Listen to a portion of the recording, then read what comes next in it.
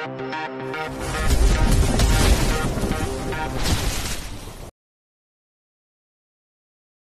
52. Terpaksa jadi istri pengganti. Flashback on. Marvel melepaskan pelukannya, dia menatap wajah Felicia dan mengusap sisa air mata yang menempel di wajah cantik itu. Cukup lama mereka saling terdiam dan saling menatap. Suasana pun nampak hening, entah mendapatkan dorongan dari mana. Marvel berani mencondongkan wajahnya dan mencium bibir Felicia. Felicia nampak kaget dan terbelalak. Dia ingin mendorong tubuh Marvel. Namun, pria itu malah semakin berani menyesap bibirnya, menciumnya dengan penuh perasaan. Sudah sejak semalam Marvel menahannya, entah mengapa bibir Felicia nampak begitu menggoda. Membuat jantung mereka pun saling berdegup kencang tidak beraturan. Ciuman itu kini berubah menjadi matan, bahkan Felicia yang sejak tadi diam pun kini mulai membalas ciuman Marvel. Perasaan nyaman mulai hinggap di hati Felicia saat bersama dengan Marvel. Sejenak, dia bisa melupakan perasaannya pada Andra. Marvel semakin terbawa suasana. Kedua tangan itu mulai meraba nakal. Seketika ciuman mereka terlepas saat Felicia menginjak kaki Marvel dengan sepatunya. Marvel langsung memegangi kakinya yang terasa sakit. "Kasar banget sih kamu, Vel," protes Marvel menahan sakit di kakinya. "Dasar M3 Sum." Felicia nampak kesal karena Marvel telah berani mencium bibirnya dan mereks, "Mas Pan asterisk. Lah, tadi kamu men asterisk kematinya juga kan? Berarti kita sama-sama M asterisk sum lah." Protes Marvel tidak terima dibilang M asterisk sum. Wajah Felicia nampak malu. Tadi dia memang sempat menikmati ciuman Marvel, mungkin karena tadi dia sedang kalut hingga terbawa suasana. "Sudahlah, aku mau pulang saja. Kamu tidak perlu mengantarku, aku bisa pulang sendiri." Felicia segera mengambil tasnya yang dia taruh di atas sofa, dia bergegas pergi keluar dari kamar Marvel. "Apa yang kamu lakukan, Feli?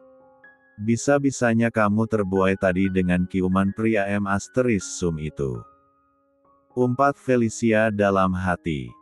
Felicia berjalan sambil terus berkomat-kamit dalam hatinya.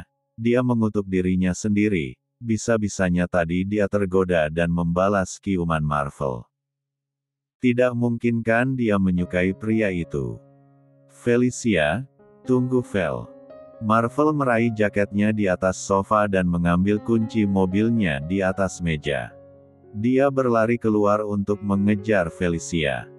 Biar bagaimanapun dia bertanggung jawab untuk mengantarkan Felicia pulang sampai ke rumah dengan selamat.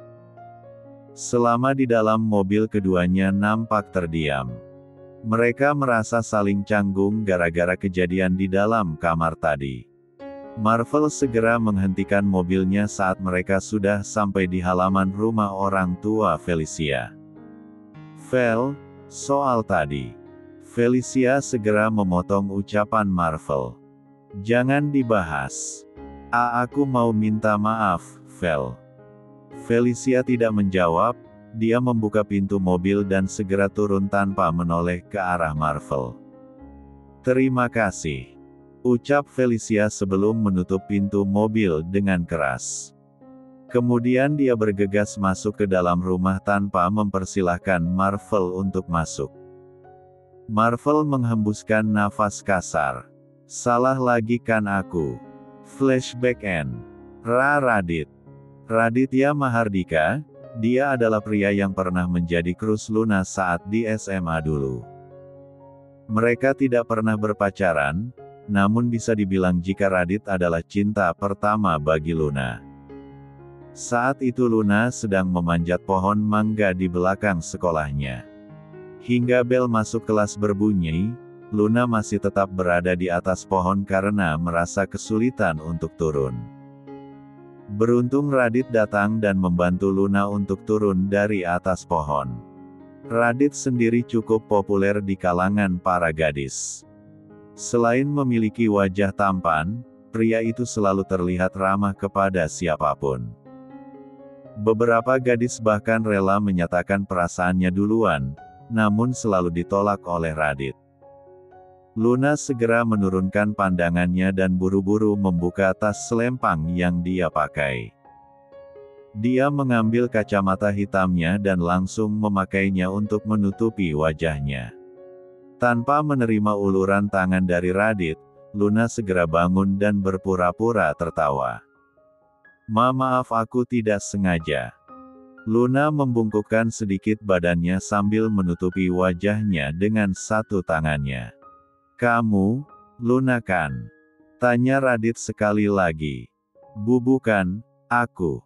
Non Luna gak apa-apa, Non. Tanya Lulu yang datang bersama dengan Lala dan Lily. Radit tersenyum, jadi kamu beneran Luna. Luna mengutuk Lulu dalam hati karena sudah menyebut namanya di saat yang tidak tepat. Dia segera membuka kacamata hitamnya dan berpura-pura tertawa kembali. Kamu, Radit kan? Luna berpura-pura baru mengingat pria itu. Radit mengangguk sembari tersenyum. Penampilan Luna yang sekarang membuat Radit hampir tidak mengenalinya. Wanita itu terlihat semakin dewasa dan cantik. Kamu abis nonton? Tanya Radit saat melihat di belakang Luna adalah gedung bioskop. Iya, aku abis nonton. Radit melihat ke arah Lala, Lily dan Lulu. Mereka bertiga siapa? Tanya Radit. Mereka bertiga adalah asisten rumah tangga di rumahku. Jawab Luna. Radit mengernyitkan keningnya, pasalnya dia tahu jika Luna berasal dari keluarga yang kurang mampu. Bahkan dulu dia diam-diam juga sering mengikuti Luna yang sedang pergi berjualan ke pasar bersama dengan ibunya. Diam-diam dia sering memperhatikan dan mengikuti kegiatan Luna di luar sekolah. Aku pamit dulu ya, Dit. Soalnya takut suami aku nyariin kalau aku pergi kelamaan. Ucap Luna. Suami? Kamu sudah menikah? Radit nampak tidak percaya jika Luna menikah di usia muda. Sementara dia sendiri baru lulus kuliah dan baru akan mulai bekerja di perusahaan omnya. Iya, aku sudah menikah. Luna tidak ingin berbohong atas pernikahannya, walaupun sekarang dia sedang marah pada suaminya. Radit nampak kecewa mendengarnya, namun dia berusaha untuk tetap tersenyum. Turun bareng, yuk. Soalnya aku juga mau pulang. Ajak Radit yang dijawab anggukan oleh Luna. Keduanya jalan saling beriringan, sementara Lala, Lily dan Lulu berjalan mengekor di belakangnya. Banyak hal yang ingin Radit tanyakan pada Luna, namun dia memilih untuk diam tanpa berani bertanya. Beberapa kali Radit menoleh ke arah Luna yang berjalan di sampingnya. Wanita itu masih mampu membuat jantungnya berdebar-debar walaupun sudah bertahun-tahun mereka tidak bertemu. Lebih tepatnya sejak mereka lulus sekolah, karena saat itu Radit langsung pindah ke Jakarta untuk kuliah. Sejak saat itu dia tidak pernah mendengar kabar tentang Luna lagi. Aku duluan ya, Dit. Ucap Luna saat melihat Pak Tony sudah berdiri di samping mobil dan sudah membukakan pintu mobil untuknya. Saat ini mereka sudah berada di depan mall. Hati-hati ya, Lun. Ucap Radit. Luna tersenyum dan menganggukkan kepalanya. Dia memutar badannya dan hendak melangkah pergi, namun tiba-tiba Radit menahan pergelangan tangannya hingga mata mereka kembali bertemu. Luna, bolehkah aku minta nomor telepon kamu? Bab 53. Siang ini Damar kembali menemui Soraya di dalam penjara. Wajah yang biasanya dipoles dengan makeup itu kini nampak tidak terawat lagi. Dengan menggunakan baju tahanan berwarna orange, dan rambutnya yang diikat ngasal, penampilan wanita itu sudah nampak lusuh karena tidak pernah melakukan perawatan lagi. Beberapa uban bahkan nampak mewarnai rambutnya. "Mas, aku mohon jangan ceraikan aku." Soraya memegangi kedua tangan suaminya sambil terisak. "Kesalahan kamu sudah sangat fatal. Kamu bukan hanya berselingkuh, tapi kamu juga sudah membuat Dania meninggal dan hampir saja mencelakai Luna." Damar nampak geram setiap mengingat apa yang sudah dilakukan oleh istrinya itu. "Aku takut kamu kembali lagi pada Dania, Mas. Jadi saat aku mendengar kamu ingin mencari keberadaan mantan istri kamu itu, aku lebih dulu mencarinya dan mencelakainya." Soraya semakin terisak. Damar mengembuskan nafas kasar. "Aku ingin mencari Dania karena aku ingin mengetahui tentang Luna. Sejak kecil aku sudah mengabaikan anak itu. Biar bagaimanapun Luna juga putriku, darah dagingku." Damar melepaskan kedua tangannya dari genggaman Soraya. "Sudahlah, aku minta maaf padamu. Tapi aku akan tetap menggugat cerai kamu." Damar segera bangun dan berlalu pergi meninggalkan ruangan itu. "Mas! Mas!" Soraya terus berteriak memanggil suaminya. Namun, Damar sudah tidak memperdulikannya lagi. Pria itu mengusap air mata yang membendung di matanya sebelum sempat menetes. Keputusannya untuk menceraikan Soraya sudah bulat. Bahkan dia sudah mendaftarkan perceraian mereka di pengadilan agama. Hari sudah nampak gelap, Radit turun dari dalam mobil dan bergegas masuk ke dalam rumah. Selama di Jakarta, Radit memang ikut tinggal di rumah omnya. "Kak Clara mau kemana? Ini sudah malam Kak," tanya Radit saat berpapasan dengan Clara di pintu masuk rumah mewah itu. "Bukan urusan kamu anak kecil." Radit dan Clara adalah saudara sepupu. Ibu Radit adalah adik kandung dari Tuan Darwis. Sayangnya, dulu Ibu Radit lebih memilih menikah dengan ayah Radit yang berasal dari keluarga biasa. Pernikahan itu mendapat pertentangan keluarga dan berakhir dengan pengusiran. Beberapa tahun lalu, Tuan Darwis mencari dan mengunjungi adiknya setelah ayahnya meninggal dunia. Dia meminta Radit untuk ikut dengannya dan berjanji akan memberikan fasilitas yang memang sudah seharusnya Radit dapatkan dari keluarga besar mereka. Apalagi Tuan Darwis hanya memiliki satu saudara yaitu Ibu Radit. Radit memperhatikan penampilan Clara. Wanita itu menggunakan dress tanpa lengan dengan bawahan yang sangat pendek sekali. "Kak, sebaiknya kakak lebih menjaga penampilan kakak. Tidak baik kakak keluar malam-malam dengan penampilan seperti ini. Akan mengundang pandangan mata jahat, Kak." "Aduh, Radit. Kamu bisa diam gak sih? Berisik tahu.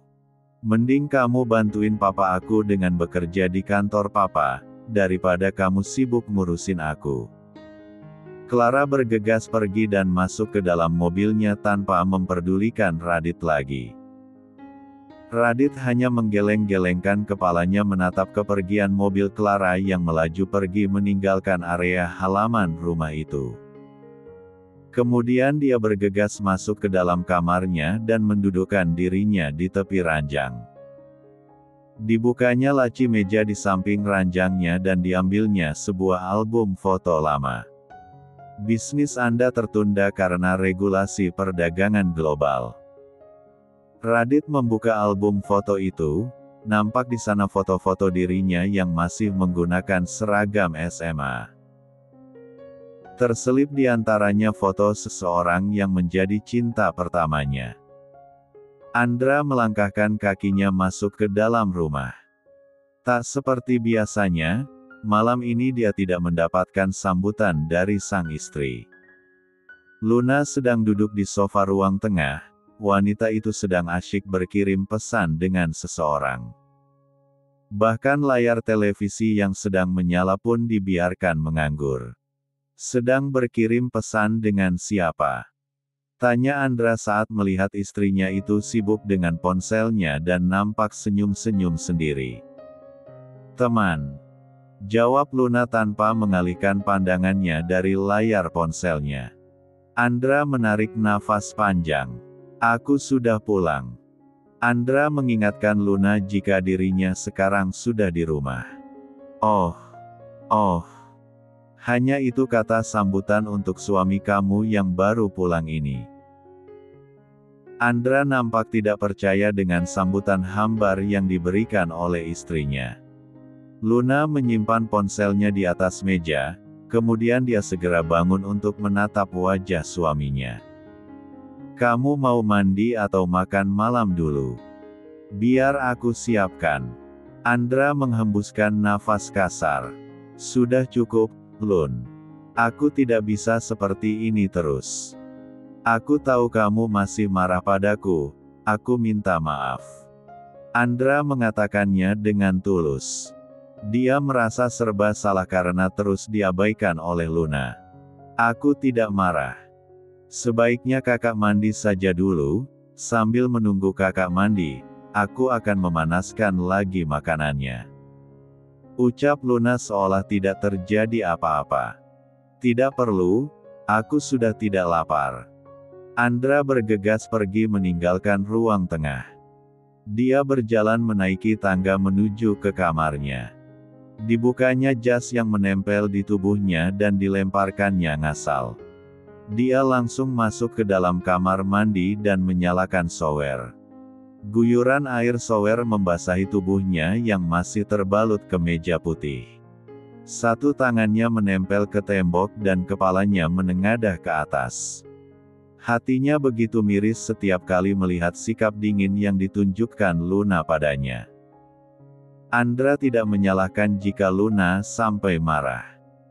Dia sadar jika selama ini dia tidak pernah memiliki waktu berdua dengan sang istri.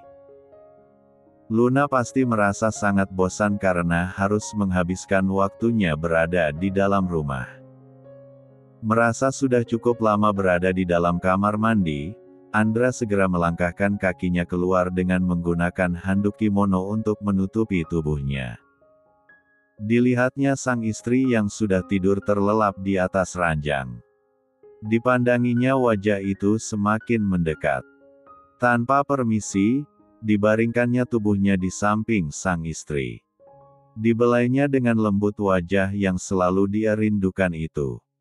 Dikiumnya sebentar keningnya. Maaf, karena aku selalu mengabaikan kamu. Aku tidak pernah mencoba mengerti apa keinginan kamu. Dibawanya tubuh kecil itu ke dalam dekapannya. Diciuminya berkali-kali pucuk kepalanya, seolah sudah bertahun-tahun lamanya dia tidak mencium wangi rambut istrinya. Didekapnya semakin erat tubuh istrinya hingga dia pun ikut terlelap. Di pagi hari, Luna membuka matanya dan melihat Andra yang sedang berdiri di samping ranjang dengan menyilangkan kedua tangannya di dada. Pria itu sedang menatapnya. Luna bergegas untuk duduk. Dia menatap heran pada Andra. Ini bukan hari libur, kenapa berpenampilan seperti itu? Tanya Luna saat melihat suaminya itu berpenampilan dengan gaya kasual. Hari ini aku free, jadi kamu bisa membawa aku kemana saja kamu mau. Jawab Andra. Luna nampak tidak percaya dengan apa yang dia dengar barusan. Dia mencondongkan tubuhnya ke arah Andra. Apa kamu serius? Tanya Luna yang dijawab anggukan oleh Andra. Wajah Luna langsung berseri bahagia. Dia bergegas bangun dan berjingkrak-jingkrak di atas ranjang, memutar tubuhnya dan menjatuhkan dirinya di pelukan Andra, melingkarkan tangannya di leher pria itu. Aku merasa sangat bahagia sekali. Ucap Luna. Andra menurunkan tubuh Luna dari atas ranjang, mereka saling melepaskan pelukannya dan saling menatap. Apa yang membuat kamu tiba-tiba melakukan ini? Tanya Luna. Andra tersenyum dan mengusap lembut wajah Luna. Karena aku ingin melihat kamu bahagia. Jawab Andra pelan. Bersiaplah, aku akan menunggu kamu. Luna menganggukkan kepalanya dan mencium bibir Andra sebentar. Dia melepaskan pelukannya dan berjalan cepat ke arah kamar mandi sambil bernyanyi ceria. Ditutupnya kembali pintu kamar mandi dengan rapat. Dere-dere-de-te-te-te. Dere-dere-de-te-te-te. Ponsel Andra bergetar, dia segera merogohnya dari saku celananya. Nampak Felicia memanggil. Andra mengusap tombol hijau dan menaruh benda pipi itu di telinganya. Ya, ada apa? Tanya Andra. Kak, saat ini Tuan Darwis sudah berada di kantor. Beliau sedang menunggumu.